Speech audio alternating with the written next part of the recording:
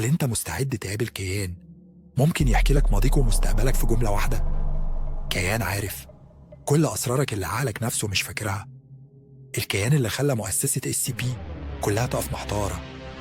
أقول لك بصراحة، الموضوع ده مش مجرد خيال، ده ممكن يكون أكتر من اللي عقلك قادر إنه يتخيله. قبل ما ندخل في تفاصيل الكيان ده، خليني أشرح لكم بشكل سريع عن منظمة SCP. SCP هي منظمة سرية هدفها احتجاز ودراسة الكائنات والأشياء الغريبة اللي بتخرج عن نطاق الفهم البشري. المنظمة موجودة في أماكن متعددة حوالين العالم، وكل كائن أو ظاهرة غريبة بتمثل أي تهديد للبشرية بيتم احتجازها وتوثيقها في قاعدة بيانات SCP. الكائنات دي بتشمل كل حاجة من ظواهر خارقة لحد كائنات حية قادرة على التلاعب بالواقع نفسه. مهمتها الأساسية هي منع حدوث فوضى أو كارثة للبشرية من خلال التعامل مع الكائنات دي. والكائنات اللي بتحتويها المنظمة بتنقسم إلى 3 فئات. أول فئة سيف، دول الكائنات أو العناصر اللي التعامل معاها سهل وما بتعملش مشاكل طالما كل حاجة ماشية زي ما المفروض تمشي. وآمن مش معناها إن الحاجة دي مش خطيرة خالص، لا، بس معناها إنها سهلة الاحتواء. تاني فئة يوكليد، دول الكائنات اللي صعب تتوقع سلوكها أو محتاجة تعامل بحذر أكبر. ممكن يكون عندهم قدرات معينة أو بيعملوا تصرفات مش متوقعة.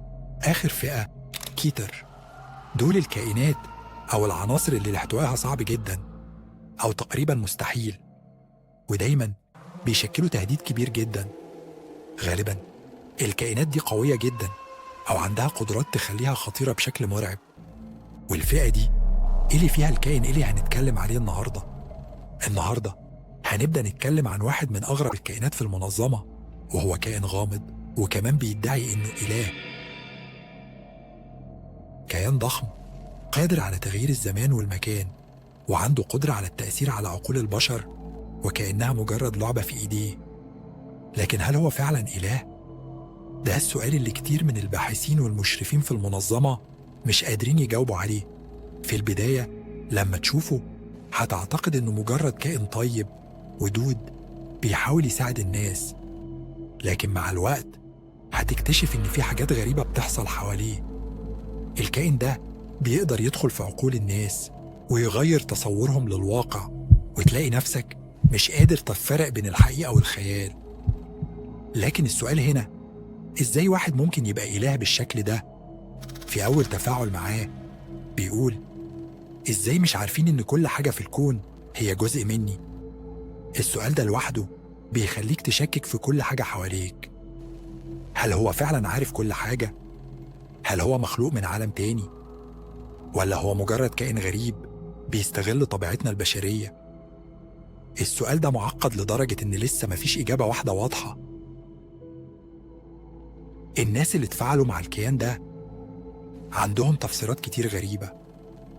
بعضهم بيقولوا إنه مش إله، لكنه كائن من أبعاد تانية، كائن مش متعلق بالزمان ولا المكان اللي إحنا فيه، وممكن يكون موجود في أبعاد موازية، أو حتى بيشوف الكون كله كأنه جزء من صورة كبيرة هو بيقدر يشوفها.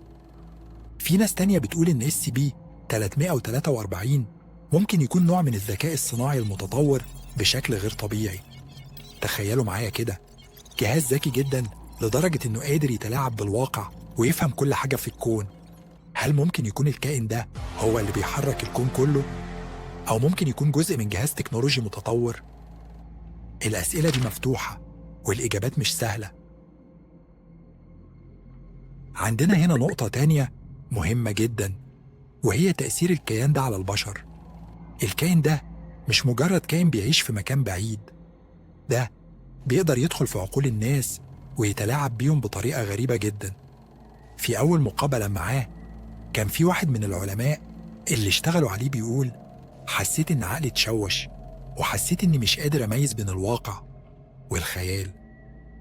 ده معناه إن الكائن ده مش بس عنده قوة هائلة، ده ممكن يكون خطر حقيقي على البشرية.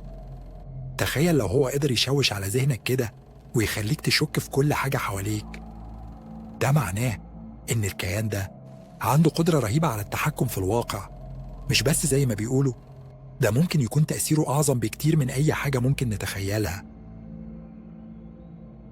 لكن في وسط كل ده، الكيان ده بيطرح أسئلة فلسفية مش موجودة في أي مكان تاني.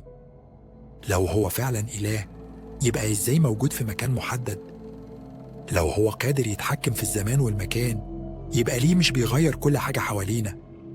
هل هو يقدر يتوقف عن لعبته دي؟ هل إحنا مجرد لعبة في إيد كائن بيشوفنا كلنا كجزء منه؟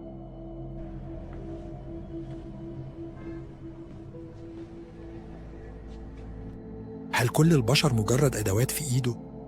ولا هو بيعمل كده لمجرد التلاعب بعقولنا؟